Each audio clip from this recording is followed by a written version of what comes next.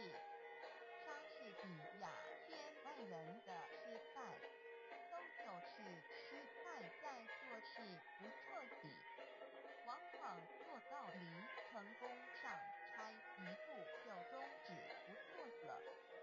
莎士比亚平日犹如炭火，必须使它冷却，否则那烈火会把心儿烧焦。莎士比亚对自己不信任，还会信任什么真理？莎士比亚心中充满权力，能渗透到人们的心灵。莎士比亚，我的眼